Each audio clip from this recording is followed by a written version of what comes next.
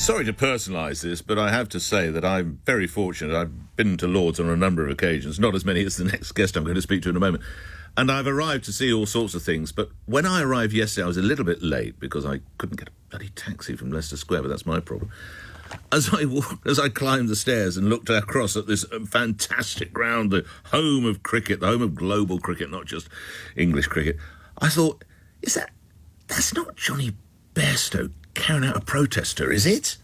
Oh, no. Right, look at this. We've got people running on. Wow. This is terrible. Oh, Johnny B's gone for it. Bairstow's there. Orange, smoke and dust. They're trying to keep them off the pitch. Protesters, two of them. They've managed to keep them off the pitch. And Johnny Bairstow is taking one of the protesters off, is carrying him off towards the grandstand.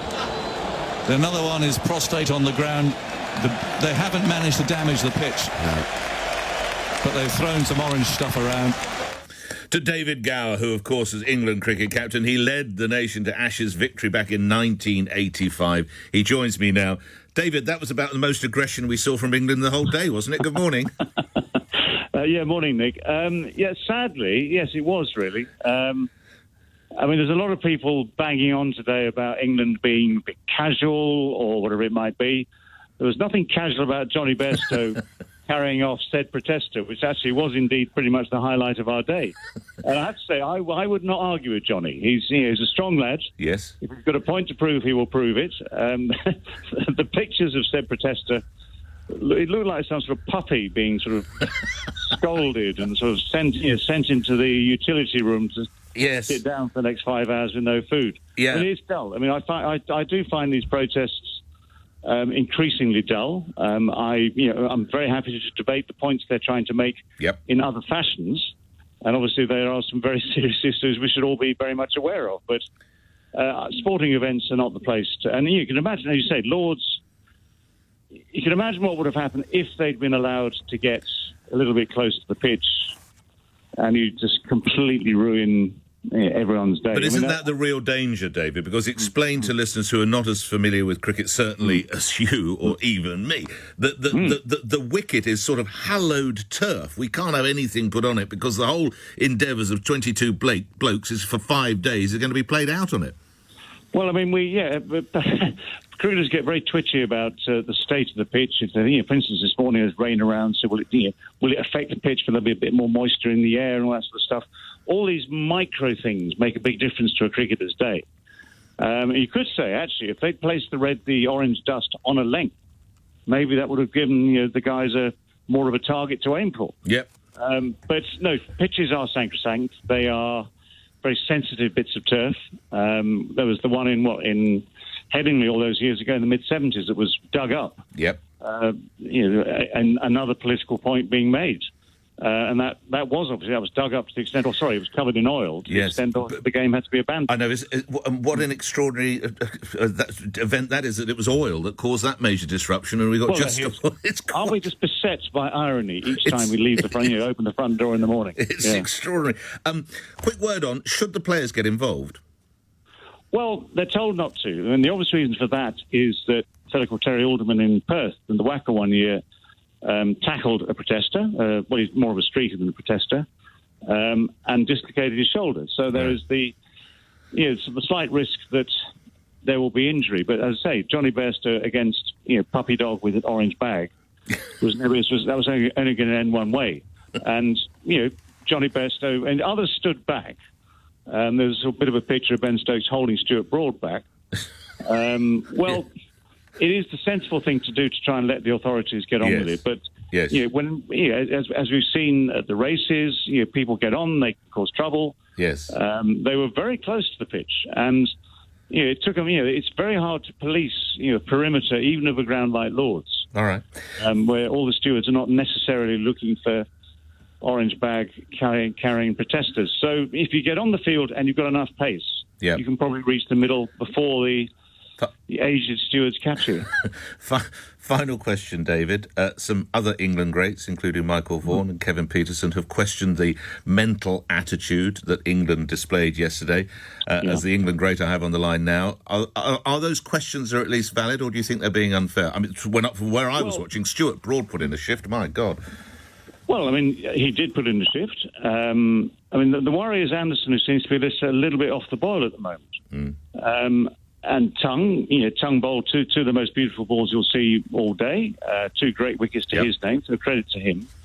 Michael Vaughan used the word casual. I can't believe that they were casual about yesterday. I can understand, because we've all done this, where you have all your plans set, you have all your intentions ratcheted up to 100%, and you don't quite get what you want out of it for a number of different reasons. And it can go just a little bit flat automatically. So can you make amends? Can they make amends? Well, today, of course, the covers are on as we speak, and there's nothing anyone can do at this stage. But if they get back on the field with some sort of magic dust, if they can pick up the wickets. Sorry, did I say that? They can pick up the wickets they need, and then it's down to whether or not they can bat well enough to get themselves ahead of the game at some stage and see what happens later on. But there's a lot of cricket to come. David, thanks so much for your time. David Gower, the former England cricket captain, led us to Ashes victory. Gosh, is it as long ago as I'm talking about that, 1985. Let's get to the essence of this, though, which is the protest. And bring into the conversation, I'm delighted to say, Fiona Atkinson, who is a spokesperson for Just Stop Oil, so I'm grateful to her for her time. There does seem to be now a sense of, can I put it to you, that you are, I think we've talked about this before, it's almost counter to your message in that you are starting to annoy sport fans of different sports. If you seek to, how would you justify yesterday's actions? Good morning. Oh, hi, Nick, and thank you so much for having me on. And yes, of course, I seek to justify our actions. I loved hearing David just then talking about the sacrosanct nature of the pitch and hearing you talk about the cricket with all that love and enthusiasm. What a pity we aren't all talking about life on this beautiful, fragile earth in the same way, which is under threat. So, of course, we're going to carry on annoying people. We're going to do anything we can to try and get this government and governments all over the world to take their responsibilities seriously. Why would, and I quote you directly, Fiona, why would annoying people get a government anywhere in the world to do something? Well, Nick, a well-informed journalist like yourself knows exactly how the suffragettes got their votes. They didn't get it by voting for their vote, did they? They got it by annoying people getting up their noses. Martin Luther King annoyed everybody. Nobody wanted to bury him when he died. The churches didn't want to bury him. America now has a day in his name. They have a holiday in his name. Are you likening someone who decides to walk slowly across Victoria Bridge to Martin Luther King? In a small way, in that way that small things bring about change. Nick, you know how angry you are about water at the moment and what is happening to our rivers. Water, yes. And I saw you on Question Time and I thought you were absolutely brilliant on there. Thank you if you could only channel that anger, because that anger is how we in Just Stop Oil and how climate scientists across the world are feeling anger and despair about the lack of action on what matters most, which is everybody's safety. And what I think people think is they think climate breakdown is about floods, they think it's about heat waves, it's about storms, and it is about all those things. But actually, it's about economies, it's about drugs, it's about health, it's about our national health systems breaking down. How do you think had your colleagues, if I can call them your colleagues, been successful, and if they had actually got to the wicket and in some way disrupted the wicket, how do you think the support would be if you'd managed to stop the second test? It wasn't even played. Well, does it really matter? We're talking about something, I'm sorry, we're talking about something bigger than that. Personally, I'm really quite pleased that what they did got lots of people asking questions again, got me on here, and the game went on. The game went on, didn't it? And do you know something, Nick? Could I just tell you something else? I heard an interview with a lovely journalist, Jared Kember. He's an Australian cricket journalist. Right. And he said the Australian team are really supportive. And do you know why? Because as cricketers, they know they have to play their matches in the summer. And summer all over the world is getting dangerous. It's getting drier. The pitches are getting impossible to look after. This is a threat to the game, much bigger threat than us running on and throwing powder, Nick. Lastly, I'm sure you saw recently that one of the significant donors to Just Stop Oil, even he has said the group's protests are now counterproductive. I speak of the Californian Trevor Nielsen, who co-founded the Climate Emergency Fund. Even he is tiring of some of these stunts. Surely that tells you that they are not working. Well, all I can say is I'm on here, and what I notice, I'm an avid listener to your programme. I'm an avid listener to LBC generally, and there is the cover that we need. There isn't the holding of government ministers to account unless we've done a stunt like yesterday. And could I just say yesterday... But you've not brought anyone to the microphone. It's not as if the Sports Minister, the Prime Minister, the Health Secretary said, right, as a result of Twickenham... I'm so sorry, as a result of Lords, I must be on the radio today. I think that's your job, Nick. Get a climate scientist on. There's some lovely, serious, quiet, despairing scientists all over the world who would love to talk to you and your audiences and help you hold government ministers to account. Fiona, does the penny not drop when one of your own donors says they're counterproductive? That happened 2 years ago, and he's entitled to his opinion. And in the meanwhile, we have Dale Vince, we have film directors. We're getting plenty of support from people all over the country. No, those comments were actually made.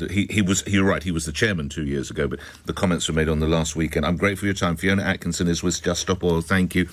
Come to your calls on that. Zoe in Warrington, your reaction to the cricketers' actions. Good morning. Hi, Nick. Good morning. To be honest, I rang in a few minutes before you put that question when I heard you speaking with the cricketing guy. That's David Gower, the former cricket captain. Yes, sorry, I'm not really a cricket fan, apologies. Don't apologise. But yes, it was when you were talking with David that I just felt I had to call in. I've not actually called in before to your show. I'm grateful to you, thank you. It made me really anxious, to be honest, because... I heard you're a really experienced presenter and journalist, and David's obviously a big name, but obviously not to me, someone who doesn't understand cricket. Right. But you're kind of making light of something that the majority of young people and many parents and grandparents are really, really scared of. The people who do these things, whether you like them or not, are doing them because they're scared, Nick. And I just think these kind of jovial conversations about pitches and greens, it's just like you just seem to be. I'm sorry, there reality. is something humorous about an England cricketer carrying off one of the protesters. I'm sorry, it is just something that makes you smile. I'm sorry if you don't see that. I appreciate that. And we all do need to smile amongst the very, very difficult world that we live in right now. But, there's things like the degree of what's going on right now, extreme heat waves around the world, marine heat waves surrounding the UK. It's like, what we don't talk about. We do talk. Oh, Lord, Zoe, how many times have we talked about this? Okay, but what we need to talk about is the reality of how it is affecting the world and how it's affecting the UK. No, please, we need to talk about the resilience of our system. Did you not hear Lord Deben yesterday? We're going to run out of food and water now. Zoe, this is self-indulgent nonsense now, attacking something such as Lords, or it was Twickenham a few weeks prior to that. Self-indulgent, Nick. I don't know how you can imagine that. It is utterly self-indulgent, because when one of your key donors agrees that it's now, quotes, counterproductive, surely you should be listening to him. Even he says these are counterproductive. You are alienating the public. If you are to get anywhere, please don't say that we don't know about the message. Of course, anyone who denies climate change is clearly needs to study let's study the facts, because it is a reality.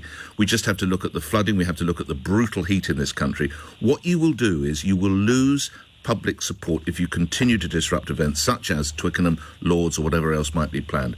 Even one of your donors accepts it's counterproductive. You're working against yourself, Zoe. Just briefly a response from you, if you would. You're absolutely categorically wrong, Nick. Well, that's a brief response. Let's see what others make of it, Zoe. Thank you for your input, and we'll take more calls on that. Who's been holding the longest? Dee in Newham. Dee, you're on the radio. Good morning. Good morning. Just Stop Oil need to just stop using examples like Martin Luther King. Tell me why you think... I mean, I did think that was a strange comparison, but tell me why that strikes you. Strange comparison. That's a completely idiotic comparison, because they're trivialising the African-American civil rights movement. There is no comparison. If they were to say they both seek change, though, notwithstanding the great work that Martin Luther King did, they say at the heart of it, both sought change, how would you respond? Well, I would respond by saying, again, it's not the same, and Martin Luther King did not stop public or private events. That would not have been allowed. He probably would have been assassinated much earlier if he'd have even tried to do that. he had credible leadership. I do not know if Just Stop Oil have credible leadership. They keep... That's a good point. That's a very good point, yeah. Yeah, they bring out the suffragettes. There's other marginalised groups also that use the, want of a better term, black experience of protest to make an example of that. And it's not the same thing. And then this woman goes on to say, oh, no, but they didn't want to bury him. They didn't want to bury him. In what context? Because obviously his wife and family did want to bury him. You can't just keep bringing out these examples as a party piece. Very strong view, Dee. I'm grateful to you. Thank you. David in Glasgow. David, your reaction to either protests generally or Lords yesterday? Morning. I hope you're well. Yeah. I think we should stop concentrating on them, and specifically you need to stop concentrating on them. See, when they do come on, they disrupted. They got onto Lords yesterday. Come on. But Nick, this is the only thing that you concentrate on, my friend. You only concentrate on the protest, and you're not shedding light on what's actually going on. Okay, there is a climate emergency. We know that. We know that. No, but you don't. We do know. No, my dear fellow, when even one of the prolific donors says it's counterproductive, I'm sorry, yes, he knows. Okay. He knows what you won't accept. You are destroying your message by these stunts. Let's all agree that it's counterproductive. Now, I tell you what I'll do. Here's a deal. So David. David. Okay. Just come back after this. Yeah. When you stop these protests, you will have an hour of this show. When you stop walking slowly across London, trying to disrupt the cricket or the rugby or the snooker, you will have an hour of this show. There's a deal. Ready? Done? Okay. So I think that there's a climate emergency. So do you, by the sounds of it. Okay? I know, I totally agree. I don't agree with the protest, okay? So I think that we should start having the adult conversation about it. You can have an hour of it. Let's say that these guys aren't having the adult conversations. I agree. Because they're causing too much. So let's actually get the people on to talk about how much the North Sea is heating up. Okay, David. No, you're trying to get your hour in now. Come on, David. As Dee makes a very good point, actually, where is your leader? Where is the organisation's leader? Get to him or her and say, I've got an hour of radio where at least 9 people will listen, and we can lay out all the arguments. There, Nick, because what you're doing is you're lumping every single person that believes in climate change. I mean, we'll still have to play the commercials, obviously, but you've got an hour. So when you stop, then that's the deal. David, I look forward to hearing from you. But to be honest with you, I think it's going to be difficult to sustain an hour, but we'll give it a shot. But you have to stop all these dreary, slow marches and disrupting Lords and Twickenham. David, thank you, sir. Tony in Chingford. Tony, you're on the radio. Good morning. Good morning, Nick. I've been just listening to that guy. I'm thinking about this conversation we're supposed to have. And the conversation we're having at the moment is what are Just Stop Oil going to do next, rather than what are the government going to do next. Yes. I'm looking at disruption, and they're having these meetings about what they can disrupt next. I mean, Every time they say that, I think of Mr. Zachary Radcliffe, having his hunger strike. And yes, the husband of the woman. Yes, indeed. Yeah. Sitting there quietly and having every politician in Westminster coming to visit him. I mean, when you heard or saw on TV or saw a photograph of Johnny Bairstow carrying that protester out, what were you feeling? How did that hit you, that picture? It's a piled on top of what I'm already feeling is this disruption game that they're playing. They're just sitting there in an office somewhere thinking, what can we do next? And that isn't the way to do it. They need to get public opinion on their side by doing the sort of thing that Mr. Radcliffe did. I'm an environmentalist. I will not go on a protest to disrupt people, but I would go on a peaceful protest or a hunger strike or something. I would have no problem with that. But it's an interesting point you make that, of course, so much was achieved as regards political input on that case. Tony, thank you. Stay in Essex. Jeff in Ilford. Jeff, your reaction to the Just Stop Oil protests, and particularly Johnny Bairstow? Oh, the thing is, Johnny could have injured his shoulder, and that would have made the day even worse. I know. But my point being is, Nick, how comes Glastonbury weekend, 4 days, global coverage, far more than a cricket match, not one demonstration, no paint thrown over Elton John. Right. How did they get to Somerset? They didn't walk. Right. Well, I think the point you're making is that a lot of you believe a lot of Just Stop Oil protesters were at Glastonbury. Is that what you're saying? I'd say they were popular. I don't know if there was any protesters in London over the weekend. But how come they don't demonstrate when there's 1,000 BBC staff there? It is interesting, actually. I don't know, and we'll never know what the percentage of Just Stop Oil supporters were among those 120,000, 200,000 people that go to Glastonbury. I wouldn't want anything to be disrupted. I wouldn't want Elton John or Debbie Harry or any's performance to be that. But it's an interesting point you make that they didn't seek to do that. Thank you for that, Jeff. It's a good point from here from Paul in Exeter. How are these so-called protesters getting these massively sought-after tickets to Lords? Who pays for them? Do these people work, or are they retired with pensions and nothing better to do? If you look at the man who's carried off, or a couple of them actually, who are either confronted or carried off by police, they are certainly of working age. So I don't know how they manage to get in and how they can necessarily take the day off. Stephen Lansing asks, I wonder if they're going to protest the WWE wrestling, the World Wrestling, that they'd certainly, or a boxing match, imagine that. Well, of course, the boxer wouldn't be allowed to hit them, would they? Maybe judo or something like that. Who's been holding the longest? It is Gary in Sunderland. Hi, Gary, you're on the radio. Good morning, Nick. Thank you for taking my call. It's a pleasure to speak to you. When you saw Johnny Bairstow carry that bloke off, what went through your mind? Well, at least he made a catch, basically. He did make one other, in fairness. Yeah, well... he didn't drop them. It wasn't his turn yesterday. It was no. Ollie Pope, I think. Root. Yeah, and Root and Pope, wasn't it? Yeah. Whenever I see a question that springs to mind when I see these protests from Just Stop Oil, I always think to myself, how did they get there? How did they arrive at, for instance... Oh, I see. You can get there by London Underground. I mean, you can get there by bicycle. Why is that important to you? Because some of the products they're using, or some of the vehicles they use, or processes to get there, surely they incorporate some sort of oil or a subsidiary from oil. Well, I would imagine they all have mobile phones. Yeah, very much so. So isn't that hypocrisy? Do you have any level of support or sympathy for them? No. Really? Not. Yes. Do you buy their message, though? You do accept that the world is in a perilous place? I do, but I also think, I don't know, I look back at the history of the world, and it went through ice ages and so on and so forth. I think the world just resets itself. It's cyclic. I think we're just encouraging the world to go around and go through these phases. All right. Gary, thank you. Victor in Tooting. Victor, you're on the radio. Your view when you saw that cricketer carrying the player off? Morning, Nick. Morning. I think you have a failure in your argument, but just to your point on the previous caller, you said that everyone understands climate change and everyone agrees with it, and you just had a climate denier 30 seconds ago that, in other words, said that this is really not a problem, but that was not my point. When people get angry with Just Stop Oil, like they did with the cricket, they do not become anti-climate change.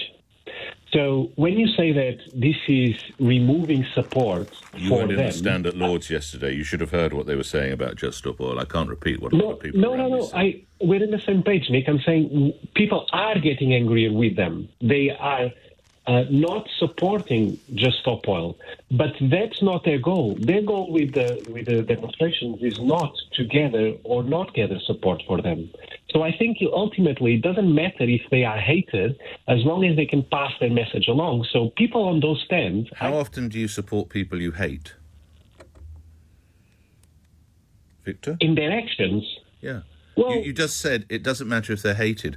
I put it to you, if you're trying to win public support, hatred is not a great emotion.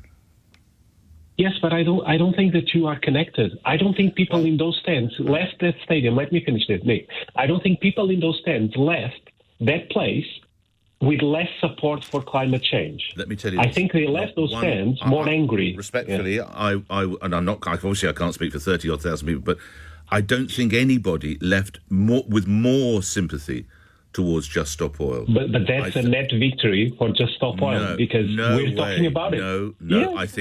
I think they laughed at them. I think many people were angered by them. I'm not saying anybody decided to go and buy a four-wheel drive and run it all night until the starlings fell out of the trees, but I'm saying that it didn't do anything to support sympathy or their cause. Victor, thank you. Have we got time? Yes, we might go a little bit late. Thank you, Victor. Robert in Dulwich, 30 seconds, all yours. Do you support them? Robert, good morning. Well, Nick, no, of course not. And your last caller is typical of the people who support this cause. It doesn't matter. It's so obvious that it turns people off to what these people are saying. It's just basic logic, but they're so brainwashed in their cause that they believe they can act outside of the law, and that's not a good thing for society. Even when the donor says it's counterproductive, which is incredible. But they will carry on telling you that they're doing the right thing, and the sanctimony and the hypocrisy of these people because they use planes and jets, and all the really rich ones get off jets and tell me that I've got to, power my house with a little fan that might be working or not, and all the rest of it. All I know is my electricity gets more expensive, inflation goes up as a result, the economy goes to rubbish, and they never protest outside the Chinese embassy. Robert, thank you for that. The conversation will move on.